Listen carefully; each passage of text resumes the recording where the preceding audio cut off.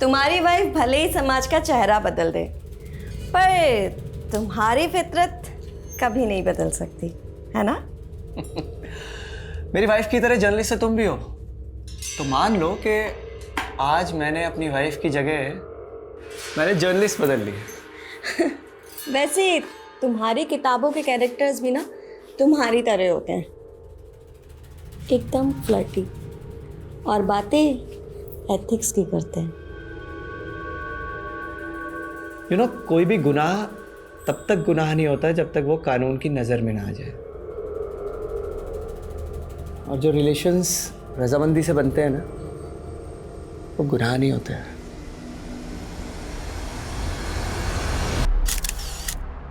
तो प्रसून जी, आपने अपनी इस नॉवल के अंदर एक क्रिमिनल को ग्लैमराइज किया है, मतलब ये बुक क्रिमिनल पे है? जी नहीं फ्रेंड्स, मेरी ये नॉवल मेरा अस्तित्व एक ऐसी औरत की कहानी है जिसे अपने पति की शक्ल पसंद नहीं थी। उसने अपने पति के सर को काट के फेंक दिया और उसके जैसे ही दिखने वाले एक और आदमी की तलाश की। The myth of 7 doppelgangers exist in the universe, जिसका मतलब है एक ही शक्ल के 7 लोग इस धरती पे होते हैं। Interesting plot. एक पर्सनल सवाल, क्या आपकी बीवी को आपकी शक्ल पसंद है? वेल फ्रेंड्स, मेरी बीवी तो एक जर्नलिस्ट है। अब उसे मेरी शक्ल पसंद है या नहीं, आई डोंट नो, लेकिन हाँ, वो इस समाज का चेहरा जरूर बदलना चाहती है। सुमन, तुम तो अपने पति की तरह फ्रिक्शन लिखने लगी, वो इतना मेरे से पसंद है। सर, लगता है आपने मेरे पति की किताबें नहीं पढ़ी। उनका कंटेंट हमेशा रियल लाइफ से इंस्पायर्ड होता है। और सर, रही बात मेरी, तो मैं भी हमेशा सच ही लिखती हूँ। You mean Gonda murder case में एक भैंस को बांधने वाली रस्सी का गायब करना क्रिमिनल का षड्यंत्र है? यस सर, उसी भैंस की रस्सी से उस विक्टिम के हाथ पैर बांधे गए थे, जिसकी लाश मिली है। और सर, मेरे पास प्रूफ्स है उसके लिए। ये देखिए, ये देखिए सर।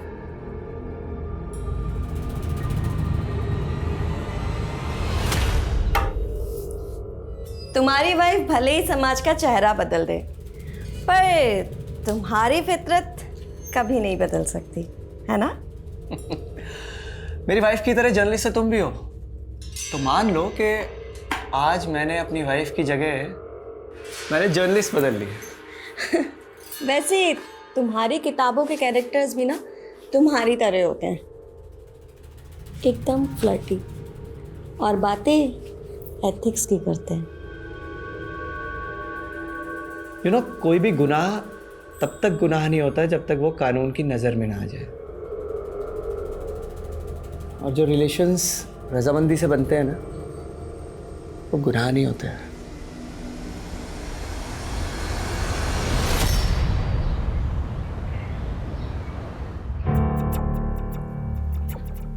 आदित्य, कब से खेल रहे हो यार? फोन दो मेरा। नो। अरे दो ना, मुझे घर निकलना है। फोन दो मेरा। आदित्य, गोविंद का फोन दो। फोन दो गोविंद का। मम्मा, ये लो। थैंक्स।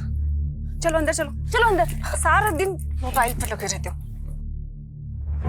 ये देख आलिया को हर वक्त पढ़ाई में ध्यान रखती है। चल अब अपनी बुक्स उठा। अरे छोड़ो ना मम्मी, मुझे ना पापा जैसा राइटर बनना है, ना आपके जैसे जर्नलिस्ट। तो मुझे पढ़ने की क्या जरूरत? I want to become a gamer. अरे वाह, कितना एम्बिशियस बेटा है मेरा। So you want to be a gamer, हाँ? यस डैडी, मुझे दुनिया का सबसे बेस्ट गेमर बनना है। Yes, proud of you champ. वैसे तुम्हें पता है, तुमने अपने डैडी को उनकी अगली नॉवल का आइडिया दे दिया, द गेमर। कैसा है? बहुत अच्छा है। हाँ, वैसे भी तुमसे बड़ा गेमर तो कोई हो ही नहीं सकता है। प्रसून, ये काम क्यों नहीं करते हो? तुम अगला नॉवेल खुद पे लिख डालो, देखना बहुत चलेगी। वो तो चलेगी, लेकिन फिलहाल इस प्रसून को अपनी अगली नॉवल की लॉन्च पे कॉन्सेंट्रेट करना है, फिर से बाहर जाना है। प्रसून, तुम्हें पता ना कि तुम पूरे 3 दिन बाद लौटे हो? अगले 3 दिन और गायब रहना है, सिर्फ शक्ल दिखानी। प्रसून, क्या देख रहे हो? बुक्स लेकर आओ, अपनी पढ़ाई करो। गेमर बाद में बनना।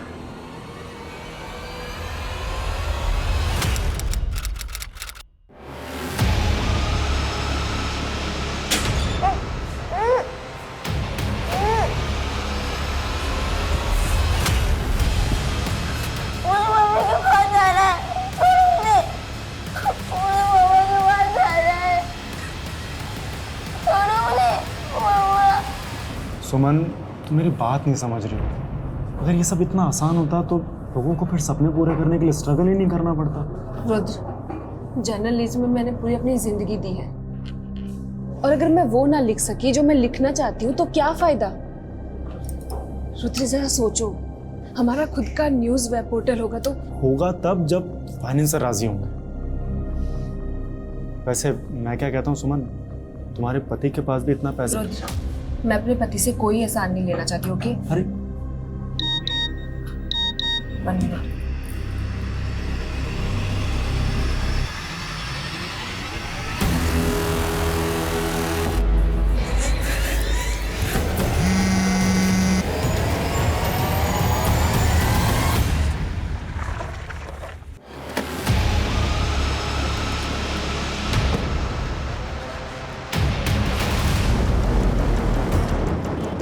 आप पीछे हटिए, पीछे हटिए। सर, एक रागिनी ने लाश देखी तो हमें कॉल किया। आइए सर। सर, लाश को देख के लगता है कि किसी ने इसका गला दबाया है। और सर, पास में हमें एक रस्सी भी मिली है। हो सकता है इसी रस्सी से इसका गला दबाया गया हो। और बॉडी पे एक्सटर्नल इंजरी के कोई मार्क्स भी नहीं है? नहीं सर, कोई मार्क्स नहीं है। सर, हमें एक कार मिली है, लावारिस कार। सर, शायद इसी कार से लाश डंप की गई है। क्रिमिनल इस कार को यहीं छोड़कर चला गया होगा। या सर, ये भी हो सकता है कि ये कार चोरी की हो। हाँ, लेकिन ये भी तो हो सकता है कि ये कार इसी लड़की की हो। कार में कुछ मिला? इस कार के पेपर वगैरह? नहीं सर, कार में कुछ नहीं मिला। मैंने अच्छे से चेक कर लिया है और कार की डिटेल निकालने के लिए भी बोल दिया है।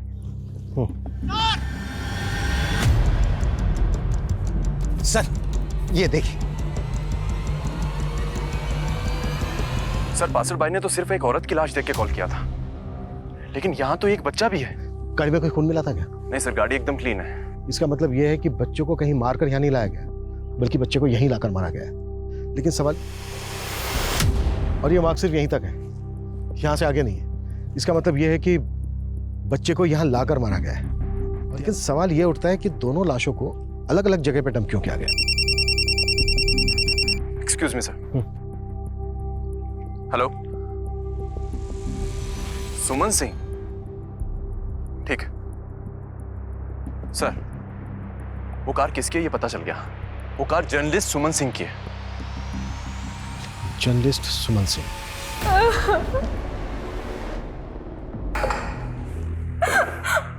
बेटा हिम्मत रखो, हिम्मत रखो बेटा। अच्छा, तुम्हारी मौसी के पति, तुम्हारे मौसा जी, वो कहाँ है?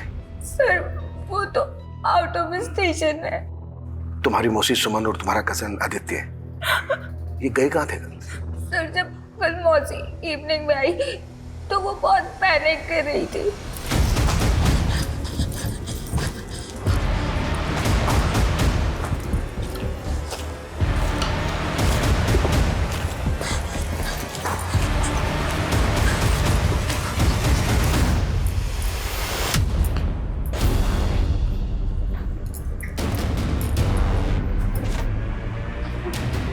मौसी, तुम्हारी मौसी अपने साथ गन लेकर गई थी और बहुत सारा कैश भी। लेकिन बेटा गई कहाँ थी? उन्होंने कुछ नहीं बताया। कल से मौसी का और आदित्य का सर कुछ भी नहीं पता चल रहा। मैंने मौसा जी को भी कॉल किया, लेकिन उन्होंने भी मेरा फोन नहीं उठाया। अच्छा बेटा, तुम हमें अपने मौसा जी का नंबर दो। Officer, you are responsible for the law and order of this city. Please बताइए किसने मारा है मेरी बीवी और बेटे को। हम इन्वेस्टिगेट कर रहे हैं। आप 3 दिन से कहाँ थे? मैं अपनी बुक लॉन्च के लिए दिल्ली गया हुआ था, लेकिन पहले आप बताइए कि आप पहले हमारे सवालों का जवाब दीजिए। आपकी पत्नी घर से इतना सारा कैश और गन लेकर कहाँ गई होगी? इंस्पेक्टर, मुझे इस सब के बारे में कुछ नहीं पता। आलिया फोन कर रही थी आपको, आपका नंबर लग नहीं रहा था। आपकी पत्नी सुमन से तो बात हुई होगी? सुमन का कई बार कॉल आया था, लेकिन मैं इतना बिजी था कि मैं उसका कॉल आंसर नहीं कर पाया। बाद में मेरे फोन की बैटरी चली गई एंड अनफॉर्चुनेटली मैंने चार्जर भी कैरी नहीं किया था। किसी पे शक है आपको? सुमन वॉज अ नोन जर्नलिस्ट।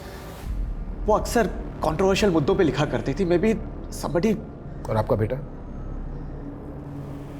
वो क्यों मारा गया होगा? ये आपको इन्वेस्टिगेट करना है ऑफिसर, और उल्टा आप मुझे से सवाल करे जा रहे हैं। देखिए, इन्वेस्टिगेट तो हम कर ही रहे हैं, वो हमारा काम है। फिलहाल आप जाइए, पोस्टमार्टम के बाद बॉडीज आपको सौंप दी गई।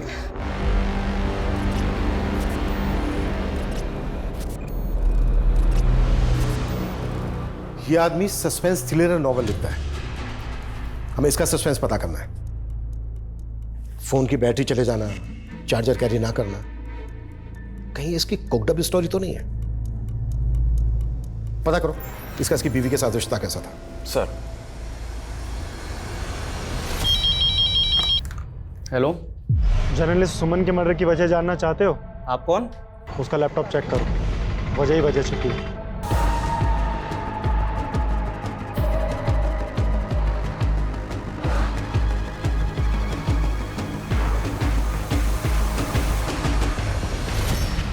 ये बाथरूम में भी चेक करो, और ये उधर जो कमरा है उसको भी अच्छे तरीके से चेक करो। ऑफिसर मैं आपको कह रहा हूँ वो मेरे बच्चों का कमरा है, और जो लैपटॉप आप ढूंढ रहे हैं सुमन का, वो उसकी कार में मिलेगा आपको। प्लीज चेक कीजिए आप। लेकिन हमें मिला तो नहीं, और आप इतने कॉन्फिडेंस से कैसे कह सकते हैं कि लैपटॉप कार में ही होगा? सर क्योंकि सुमन जब भी घर से बाहर जाती थी तो अपना लैपटॉप अपने साथ कैरी करती थी। That's why I am assuming. अच्छा, सुमन के ईमेल का पासवर्ड तो होगा आपके पास? No sir.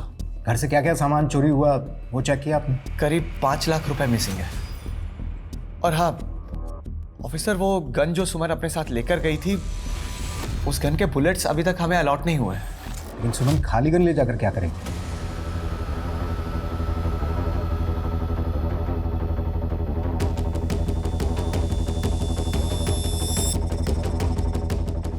Sir, constable Yadav को जो कॉल आया था वो मायापुरी के एक पीसीओ से था, लेकिन ये मालूम नहीं चल रहा कि वो कॉल किसने किया था। सर, कहीं कोई हमें सुमन के लैपटॉप में उलझा के भटका तो नहीं रहा? अगर ऐसा है भी तो जाहिर सी बात है क्रिमिनल नहीं किया होगा या किसी से करवाया होगा। इसलिए हमारे लिए जानना बेहद जरूरी है कि पीसीओ से कॉल किसने किया था। पीसीओ के आसपास इंक्वायरी करो, चेक करो कि वहां पे कोई सीसीटीवी है क्या, और हमें सुमन के ईमेल का एक्सेस भी लेना होगा। आजकल बहुत सारे लोग अपना डेटा क्लाउड में स्टोर करके रखते हैं। साइबर टीम की मदद लो, और सुमन जिस न्यूज़पेपर के लिए लिखती थी उसके एडिटर से भी मिलना होगा। अपनी एक टीम को भेजो। सर। सी लिसन, आपसे जो भी कहना है ना वेबकैम पे कहना। फोन कॉल्स और मैसेजेस बंद। इतनी अनोखी अनोखी कहानियां लिखने वाला आज अपनी जिंदगी की असल कहानी से डर रहा है। सी मैं ये फिलॉसफी के मूड में नहीं हूँ अभी। अच्छा,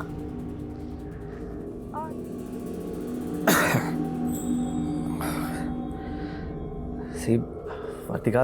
अच्छा अगर मैं तुम्हें कहूँ कि मैंने तुम्हें एक्चुअल में रिकॉर्ड कर लिया तो? व्हाट?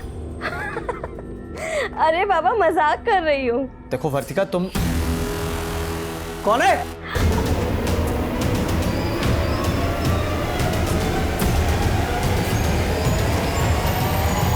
कौन है वहां? क्या हुआ मौसा जी?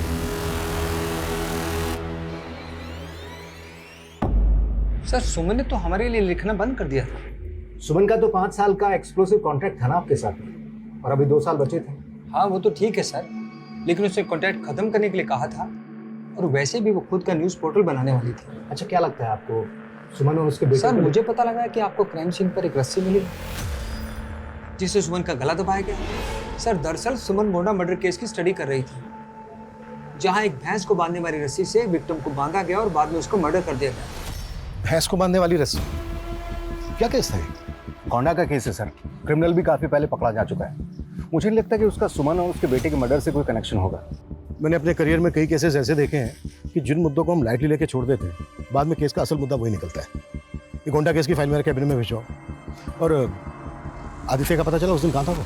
सर हमने उसके स्कूल से लेकर घर तक काफी पूछताछ की, लेकिन पता ही नहीं चल रहा है कि वो और उसकी माँ उस दिन गए कहाँ। सर, सुमन का क्लाउड ओपन हो चुका है, उसमें कई सारे इन्वेस्टिगेटिव फोल्डर्स भी हैं। ग्रेट।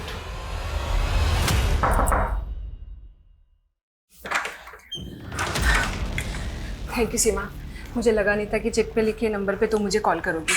सीमा को याद रखते हैं। दीदी आप डरो मत, ये रघु है, यहाँ का गार्ड, हमारे साथ ही है। अंदर चलिए। दीदी मैंने इन्हीं के फ़ोन से फ़ोन किया था, ये बहुत अच्छे हैं। सीमा, मैंने सुना है कि इस ऑर्फनेज की बच्चियों के साथ ज्यादती होती है। ज्यादती तो बहुत छोटा शब्द है। यहाँ का मैनेजर हम लड़कियों को बड़े बड़े पार्टीज में भेजता है और वहाँ हमारे साथ। सीमा डरो मत, मैं तुम सबको इंसाफ दिलाऊंगी। ओके रघु, तुम उस मैनेजर के खिलाफ बयान दोगे? मैडम वो मरवा देगा, लेकिन मैं सीमा की मदद भी करना चाहता हूँ क्योंकि मैं इसे प्यार करता हूँ। बाकी क्लिप्स में तो ऑर्फनेज से जुड़ा हुआ कुछ नहीं मिल रहा। ऑर्फनेज की वो लास्ट क्लिप थी और वो क्लिप थी 12 तारीख की। सुमन का मर्डर हुआ 16 तारीख को और अभी हाल ही में ऐसी कोई न्यूज़ ब्रेक नहीं हुई है। इसका मतलब यह है कि सुमन इस न्यूज़ को ब्रेक करने वाली थी और उससे पहले उसका मर्डर हो गया।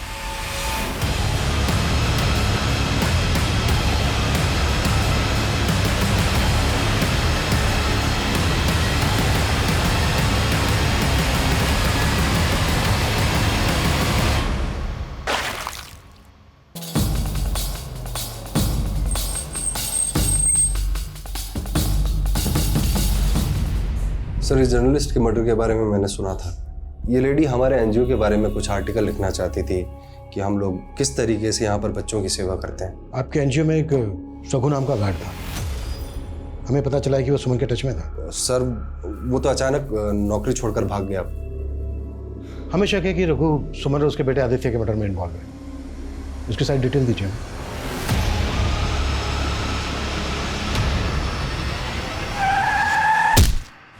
सर, इस मैनेजर ने जो रघु का पता दिया था वो गलत निकला। मैनेजर को उठा ले। कोई फायदा नहीं होगा। ये मैनेजर बोलेगा कि रघु ने ही गलत एड्रेस दिया होगा। ये साबित करने की कोशिश करेगा कि रघु क्रिमिनल एक्टिविटी से जुड़ा हुआ है, इसलिए गलत एड्रेस दिया होगा। मैनेजर पे नजर बना के रखो। इसके द्वारा ही हमें रघु और सीमा की लीड मिलेगी और ये दोनों ही सुमन और उसके बेटे आदित्य के मर्डर का राज खोलेंगे। सर,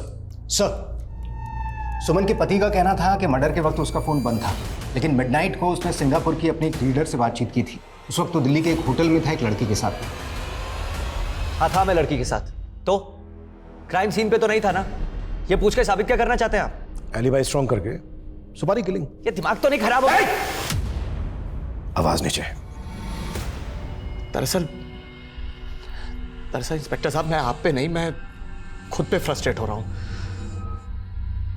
मेरी अयाशी ले डूबी मेरी बीवी सुमन और बेटे आदित्य को। जो भी बोलना चाहते हो साफ साफ बोलो। मेरे लिए तो सब साफ हो गया इंस्पेक्टर। दरअसल बात यह है कि उस दिन मेरा बेटा आदित्य किडनैप हुआ था और सुमन उसके रैंसम के पैसे लेकर गई थी और मारी गई। व्हाट? जी, यह मुझे आज ही पता चला है। उस दिन सुमन मुझे बार बार कॉल करती रही, लेकिन मैंने उसका कॉल उठाया नहीं। उसके बाद उसने मुझे कई वॉइस मैसेजेस भी भेजे थे जो मैंने उस दिन चेक नहीं किए। लेकिन आज सुने। प्रसून, तुम मेरा फोन क्यों नहीं उठा रहे हो? Call me back immediately. Aditya का किडनैप हुआ है। किडनैपर्स ने मुझसे 5 लाख रुपए की रैंसम मांगी है। सुमन रैंसम के पैसे लेके गई और अगर सुमन को रैंसम के लिए कॉल आया होता तो उसके सीडीआर में दिखता, लेकिन उसके सीडीआर में हमें ऐसा कोई कॉल नहीं दिखा। इंस्पेक्टर साहब, आप बोल रहे हैं कि मेरी बीवी सुमन एक जर्नलिस्ट थी और जर्नलिस्ट के अक्सर दूसरे सीक्रेट नंबर भी होते हैं। शायद उसी नंबर पे रैंसम का कॉल आया होगा। सुमन का दूसरा नंबर है तुम्हारे पास? सर, मैंने कहा दूसरा सीक्रेट नंबर। वो सीक्रेट रखते हैं, फैमिली मेंबर्स को भी नहीं बताते। लेकिन शायद रुद्र को पता होगा। कौन रुद्र? सुमन का। इंस्पेक्टर साहब, मुझे शक है कि जिस तरह मेरे दूसरी औरतों के साथ रिलेशन रहे, मेरी बीवी सुमन और ये रुद्र भी। सिर्फ एक आवाज के बेसिस पे हम ये नहीं मान सकते कि जो प्रसून कह रहा है वही सच है। लेकिन सर, वो आवाज हूबहू सुमन की लग रही है और वो वॉइस मैसेज भी उसी के नंबर से आया था। शायद तुमने प्रसून की किताबें नहीं पढ़ी है। उसके क्राइम थ्रिलर उसके बयान से भी ज्यादा घुमावदार होते हैं। मुझे लगता है कि वो हमें घुमा रहा है। आई स्ट्रांगली फील वो इस मर्डर में इन्वॉल्व है।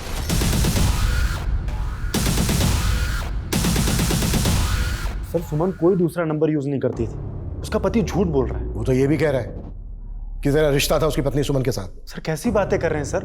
मेरा और सुमन का कोई रिश्ता नहीं था।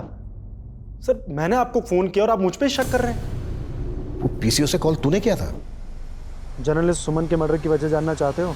लेकिन सुमन का लैपटॉप तो हमें मिला नहीं और तूने कॉल करके कहा था कि उसकी मौत का कारण उसके लैपटॉप में मिलेगा। सर एक्चुअली सुमन एक ऑर्फनेज को इन्वेस्टिगेट कर रही थी, लैपटॉप में उसी की क्लिप थी।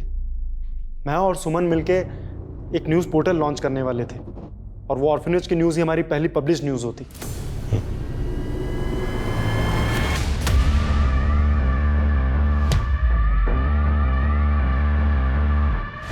सर, ऑर्फनेज का मैनेजर गिरीनेश अचानक से गायब हो गया। व्हाट? मैंने कहा था ना उस पर नजर रखना। कैसे गायब हो गया वो? शायद घर के पिछले दरवाजे से। तो खड़े क्या कर रहे हो यहाँ पे? पता करो कहाँ गायब हो सकता है वो। सर एक बात और, शामली पुलिस को रघु की लाश मिली है, लेकिन सीमा का कहीं पता नहीं चल रहा। शायद रघु और सीमा सुमन आदित्य मर्डर का राज जानते थे। ये हिट एंड रन का केस नहीं है, बल्कि रघु को मार के सीमा को गायब किया गया है।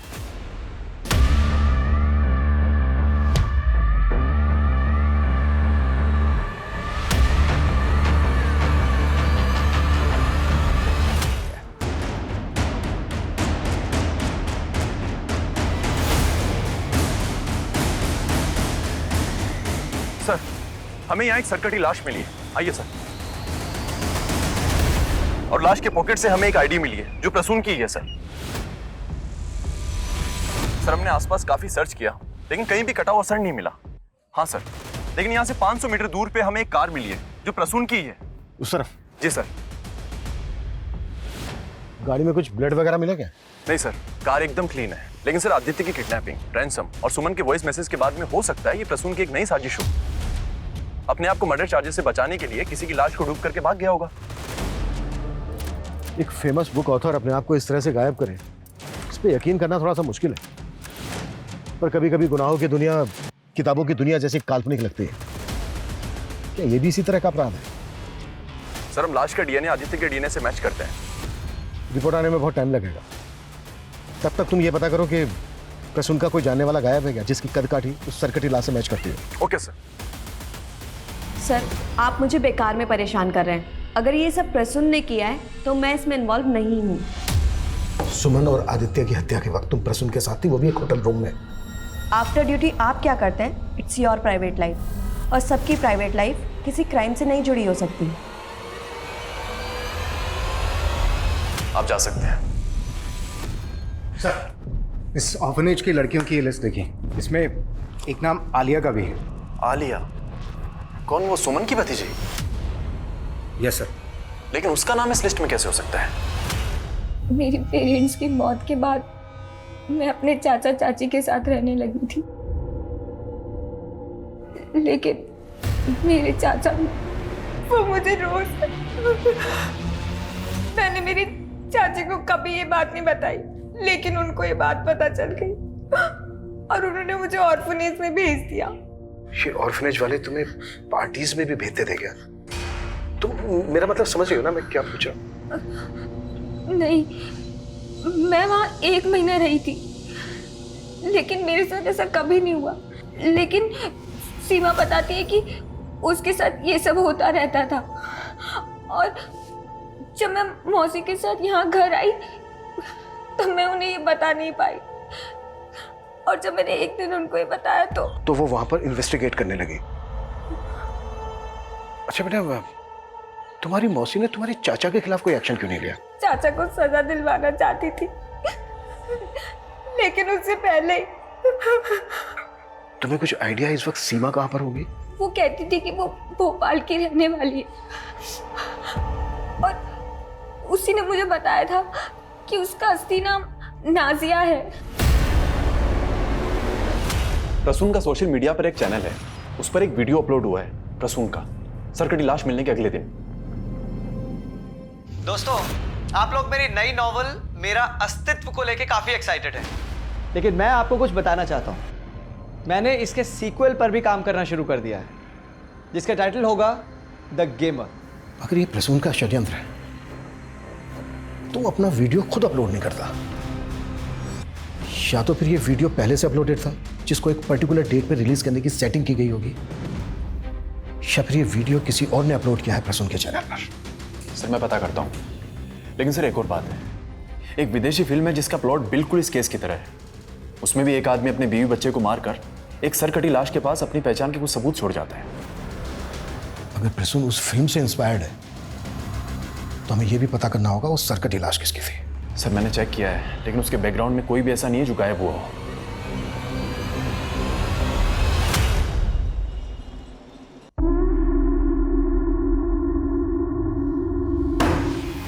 चल खाना खाने। क्या हुआ, तू चौंक क्यों गया? नहीं कुछ नहीं। तो चल जल्दी खाना खाने आ जा। मम्मी कुछ पैसे चाहिए थे। आज सुबह तो 500 रुपए दिए थे, इतनी जल्दी खत्म हो गए? चल अभी खाना खाने आ जा। सर मैंने कभी आलिया का रेप नहीं किया। वो तो सर उसका पालन पोषण भारी पड़ रहा था, इसलिए हमने उसे अनाथ आश्रम में छोड़ा। आप चाहे तो आलिया की चाची से पूछ लीजिए साहब। वो तो तुझे बचाएगी पर तू बचेगा नहीं। तेरी करतूत बाहर ना जाए इसलिए तूने सुमन को मार डाला। नहीं साहब, हमने किसी को नहीं मारा। और साहब वो तो प्रसून और सुमन भी महान नहीं थे साहब। वो प्रसून का सुमन की बहन के साथ चक्कर था और आलिया प्रसून की बेटी है। इसी वजह से मेरे बड़े भाई ने सुसाइड किया और फिर आलिया की माँ भी चल बसी। घुमा रहा है मैं झूठ नहीं बोल रहा साहब। ये तो प्रसून के पुराने कांड थे। उसने कई महिलाओं की जिंदगी बर्बाद की है साहब, और शायद उन्हीं में से किसी ने उसके परिवार के साथ ऐसा किया हो। गगन तू मेरे कमरे चोरी? तू चोरी कर रहा है? हाँ? ड्रग्स? तो तुझे ड्रग्स लेने के लिए 2 लाख रुपए चाहिए थे? हाँ? माँ मुझे लेके जाने दे। अरे ऐसे कैसे ले जाने? तू पेट पे उठते क्या पैसे? माँ जाने दे। माँ गगन! भोपाल पुलिस ने सीमा का फोटो आइडेंटिफाई किया है। उनका कहना है कि ये कोई और नहीं, नाजिया है। और नाजिया के अब्बू नाजिया की अम्मी को मारकर खुद फांसी चढ़ गए थे। उसके बाद नाजिया की कस्टडी उसके मामू अफजल के पास आ गई थी। अफजल? Yes sir. और इस अफजल का फोटो भी मिला है। ये अफजल कोई और नहीं, ऑर्फनेज का मैनेजर ग्रीनेश ही है।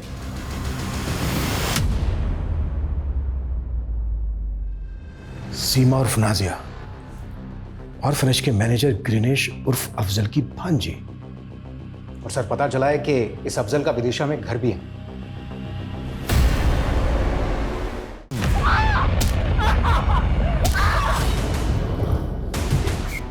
आइए सर, ये रूम है। ताला दो।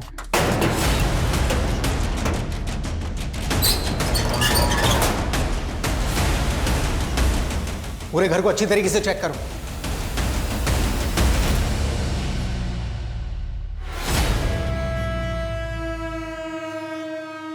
नाजिया,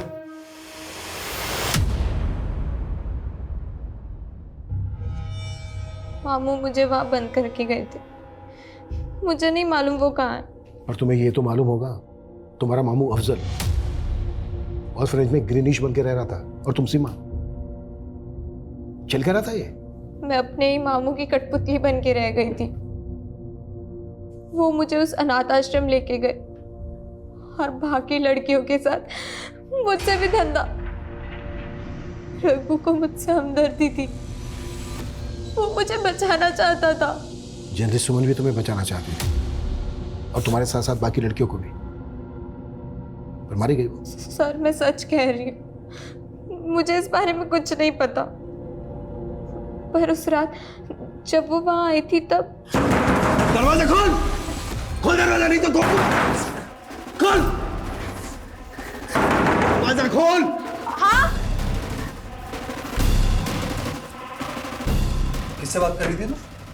किसी से नहीं। अब तू क्या कर रहा है? बाहर निकल। क्या कर रहा है? मामू को सब पता चल गया था। फिर उन्होंने मुझे और रघु को अलग कर दिया, मुझे विदिशा में लाके रख दिया और उन्होंने मुझे धमकी भी दी थी कि अगर मैंने भागने की कोशिश भी की तो वो रघु को मार देंगे।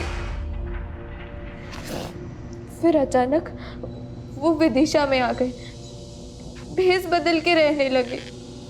वो रघु को मार के विदिशा भागा था, है कहाँ वो? मुझे नहीं मालूम सर, मैं तो वहाँ रघु के इंतजार में ही जी रही थी। पर उसने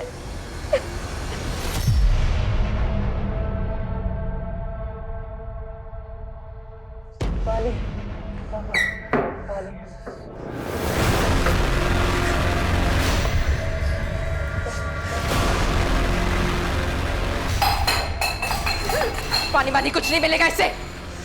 तड़पने दो और तड़पने दो। ग्रेनेश की क्या अपडेट है? सर हम पता कर सर जल्द से जल्द पता करो, ज्यादा टाइम नहीं है हमारे पास। सर बिहार पुलिस ने हमसे कांटेक्ट किया है। 5 साल पहले दरभंगा में ठीक इसी तरह का क्राइम हुआ था जो उस विदेशी फिल्म से इंस्पायर्ड था। एक आदमी अपने बीवी बच्चे को मारकर एक सरकटी लाश वहां छोड़कर भाग जाता है। बाद में पता चला कि उसका डीएनए ही अलग है। सर वो क्रिमिनल अभी तक फरार है। लेकिन बिहार पुलिस ने हमसे कांटेक्ट क्यों किया? सर दरभंगा में जिस आदमी ने क्राइम किया था उसका नाम राकेश है। उसका भाई वहीं रहता है आज भी। उसके भाई को लगातार मेरठ से कॉल आ रहे थे पिछले कई महीनों से।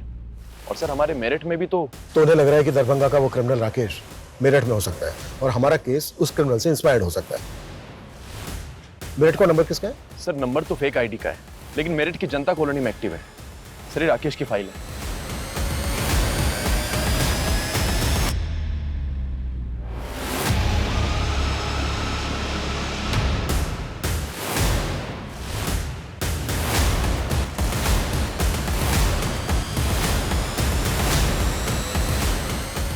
सुनिए, ये इनको कहीं देखा है, पहचानते हैं?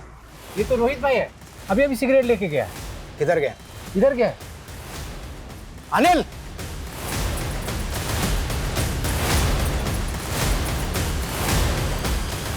रोहित उर्फ राकेश।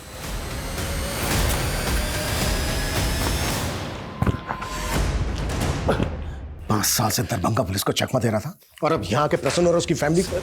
सर मैं प्रसून और उसकी फैमिली को जानता तक नहीं सर, लेकिन मैं अपनी बीवी की चिक चिक से बहुत तंग था सर।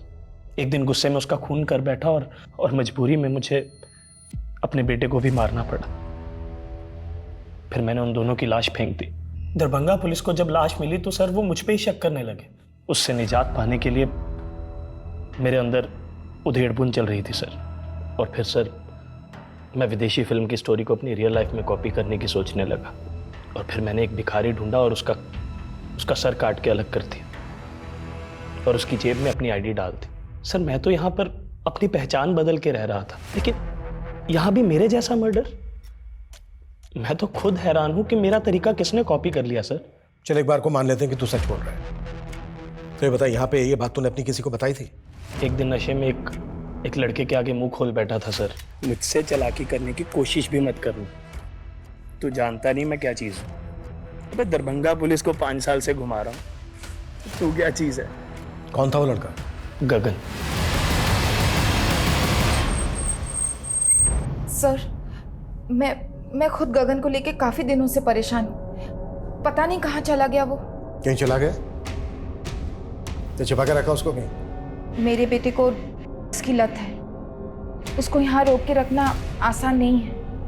अपनी तलब पूरी करने के लिए वो कभी भी भाग जाता है। कभी भी भाग?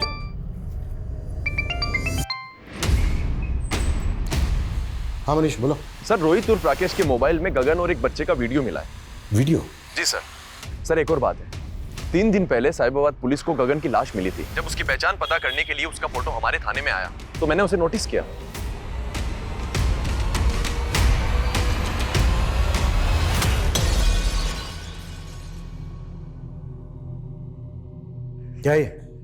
क्या है? सर वो मैं बस पैसे के लिए ब्लैकमेल सर।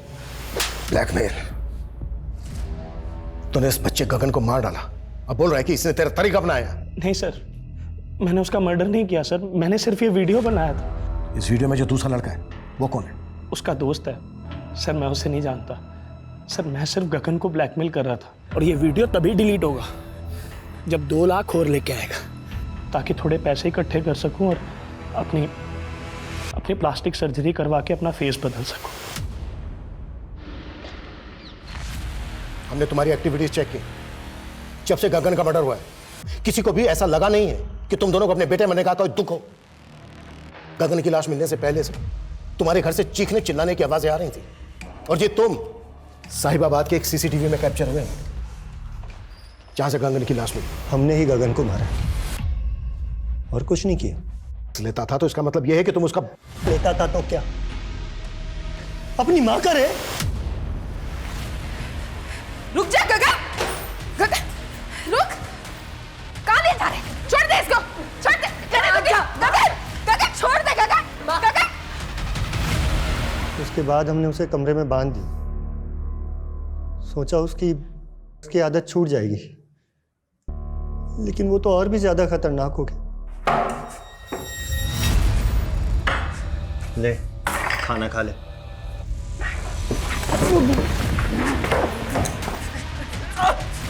कहाँ भाग के जा रहे हो? क्या कर रहा है? अपनी पत्नी की अस्मिता बचाने के लिए मैंने अपने पति धर्म को निभाया। सर,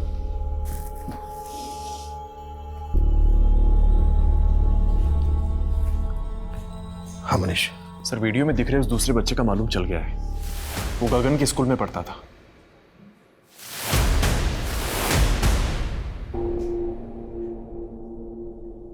इस वीडियो में गगन के साथ जो दूसरा लड़का है वो तुम हो।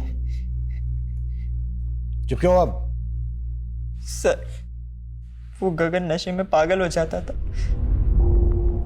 और मैं भी। सर फिर गगन ने मुझे बताया वो आदमी ब्लैकमेल कर रहा था, उसे पैसे नहीं देते तो वो वीडियो अपलोड कर देता। सर रोहित ने 8 लाख रुपए लिए गगन से। इतना सारा पैसा कहां से आया तुम लोगों के पास? सर वो गगन का माइंड था सर। उसके दोस्त ने बोला कि आदित्य को उठा लेंगे तो। गगन का कौन दोस्त? सर उसको मैं नहीं जानता सर, वो बस उसका नाम मालूम है, गोविंद। वो आदित्य को मोबाइल गेम का शौक था तो गगन ने उसे दोस्ती की और उसे बोला कि उसे गेम खेलने देगा अपने फ़ोन में। फिर हम उसे ले आए और अपने बेटे को जिंदा देखना चाहती है तो 5 लाख रुपए लगेंगे। आप प्लीज मेरे आदित्य को कुछ मत करना, बस मैं अभी आपके पास पहुंच रही हूँ।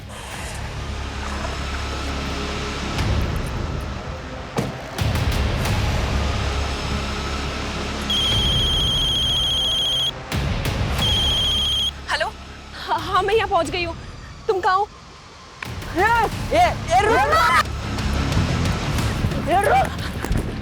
आदि, आदि, छोड़ दो, मैं गोली चला दूंगी वरना।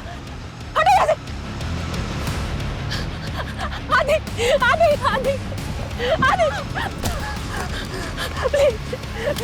प्लीज मुझे छोड़ दो। आप क्या खाली बंदूक से डराती है? तुम्हें पैसे चाहिए ना? पैसे ले लो।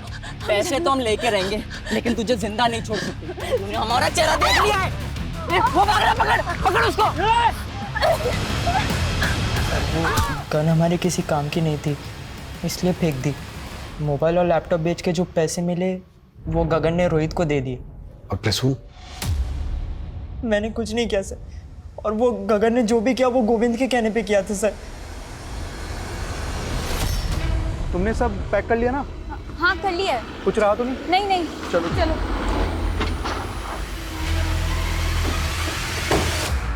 गोविंद आलिया, अरे वाह क्या बात है, बैग के साथ कहाँ जा रहे हो तुम? सब पता चल गया है हमें। गगन तुम्हारा दोस्त था और ये आलिया तुम्हारी क्लासमेट। ये गोविंद बॉयफ्रेंड है ना तुम्हारा?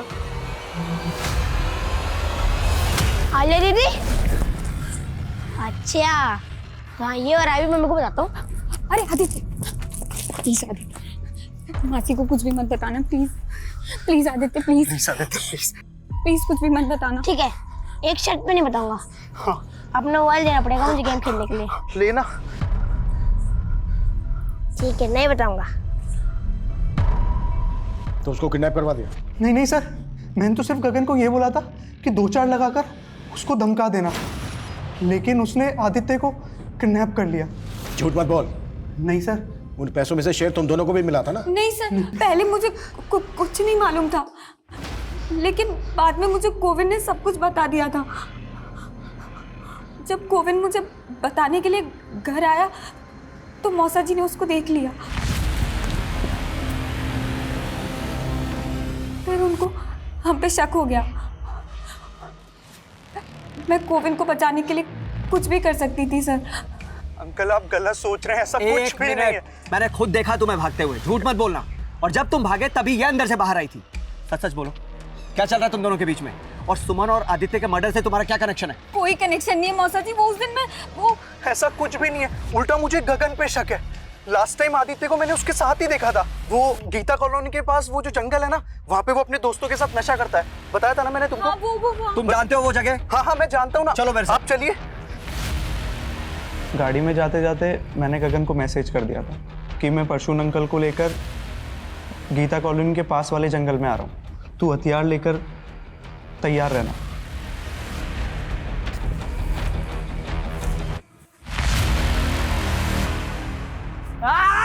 ओए, क्या कर रहा है तू? तुम लोग ये ठीक नहीं कर रहे हो? पागल हो गए क्या?